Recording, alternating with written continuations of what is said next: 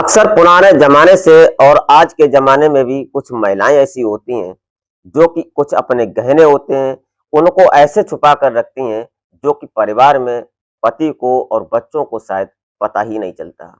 कभी वो दाल की जो डिब्बा होता है, उसमें रख देती हैं या चावल के डिब्बे में रख देती हैं। ऐसे ही एक महिला अपने जो गहने थे उसके पास, उसका जो पति था, अच्छी खासी नौकरी करता था, अच्छा खासा परिवार था।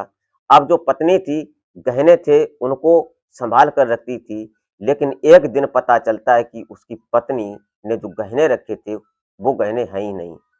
ये सब देखने के बाद वो घबरा जाती है और अपने पति को बताती है और पति को बताने के बाद वो उनको लेकर थाने में जब पहुँचते हैं, तब सारा खुलासा होता है।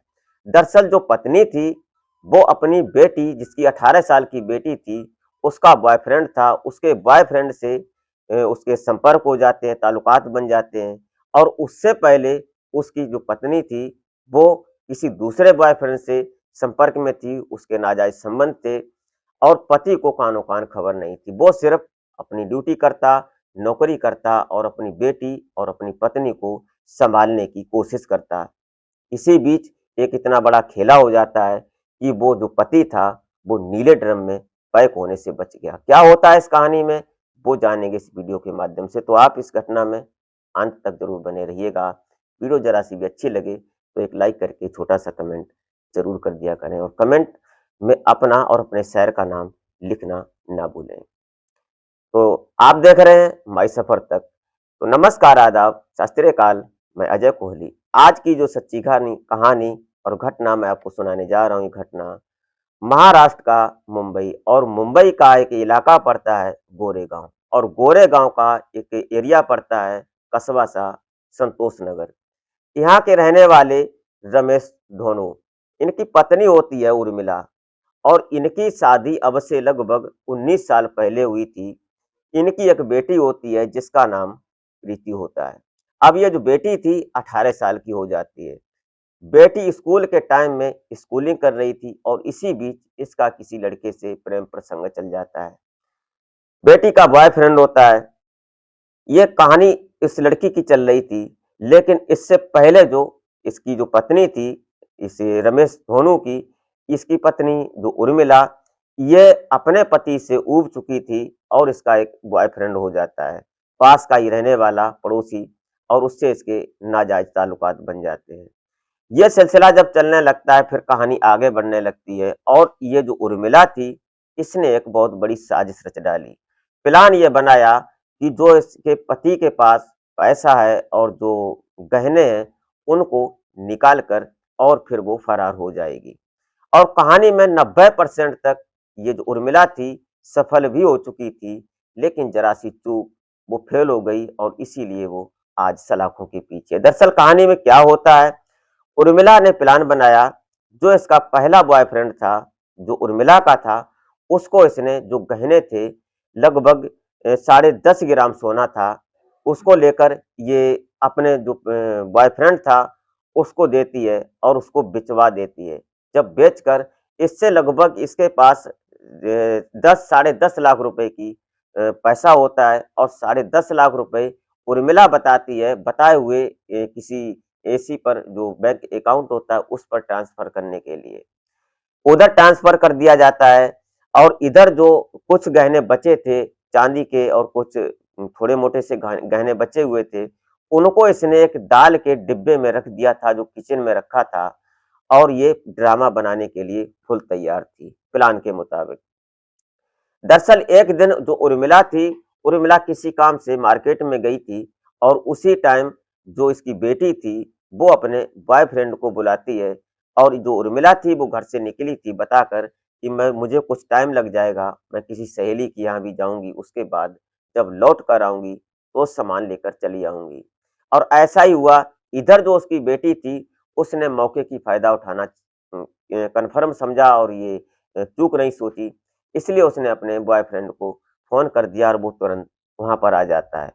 दोनों एक साथ एक कमरे में इंटीमेट हो रहे थे और आपत्तिजनक स्थिति में थे। अचानक उर्मिला पहुँच जाती है और जैसे ही वो गेट को खोलती है, तो इन दोनों को देखकर उसकी हालत खराब हो जाती है। करनी पर पछताने लगती है कि जो मैंने किया, हमने शादी करने के बाद हमारे जो बॉयफ्रेंड है और उसके बाद वही हमारी बेटी भी करने लगी। वो सोचने लगती है, लेकिन उस वक़्त मौका स्थिति पर अपनी बेटी को इतना डाँटती है कि बेटी गिड़गिड़ाने लगती है। जो उसका जो लड़का था बॉयफ्रेंड, वो वहाँ से कैसे भी करके भाग जाता है। भागने के बाद जो उर्मिला थी, उर्मिला अपनी बेटी को बोलती है कि ऐसा करो, तुम फ़ोन करो उसको और उसका नाम बताओ। उसका नाम भी पूछती है, उसका फ़ोन नंबर भी लेती है, लेकिन जो बेटी थी वो ज़्यादा डर जाती है, वो उससे बात ही नहीं करती। उर्मिला उससे बात करती है फ़ोन कर और बुलाती है कि तुम यहाँ आ जाओ, हमसे बात करो, नहीं तो बहुत गलत हो जाएगा।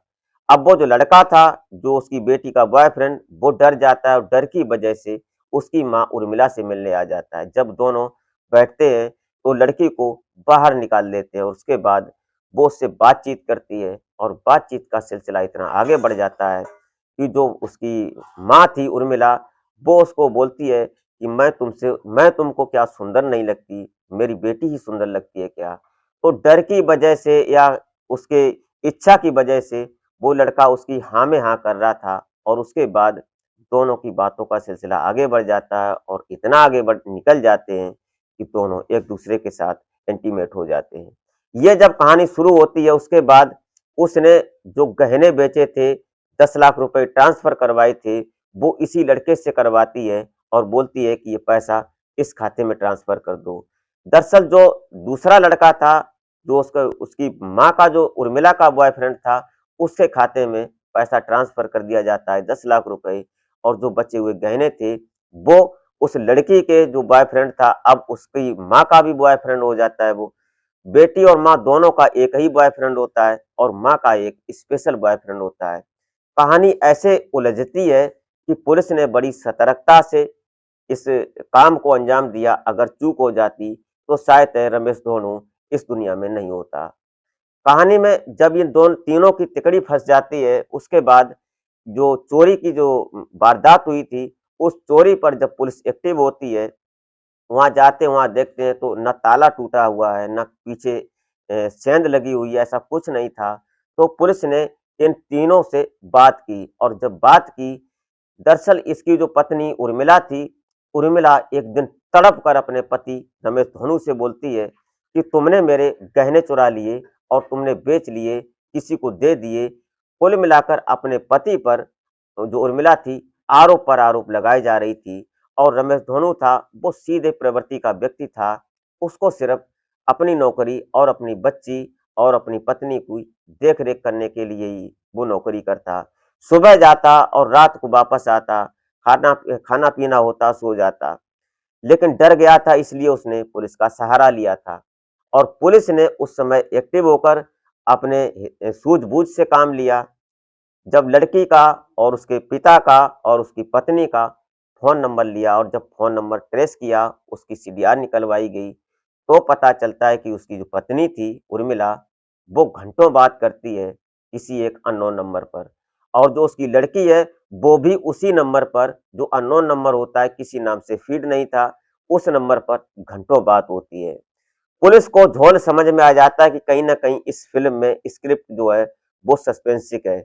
इन तीनों दोनों के फ़ोन नंबर को ट्रेस किया जाता है, उसकी सीडीआर जब निकलवाई जाती है, उसके बाद पुलिस इनकी छानबीन करती है गहनता से। तो उर्मिला जो थी, उर्मिला से उस नंबर को जब निकलवाया गया, तो वो नंबर उसके बॉयफ्रेंड का निकलता है, जो लड़की का था और उसके बाद जो घंटों बात करती थी, वो उसकी माँ उर्मिला का बॉयफ्रेंड था, उसके पास निकलती है।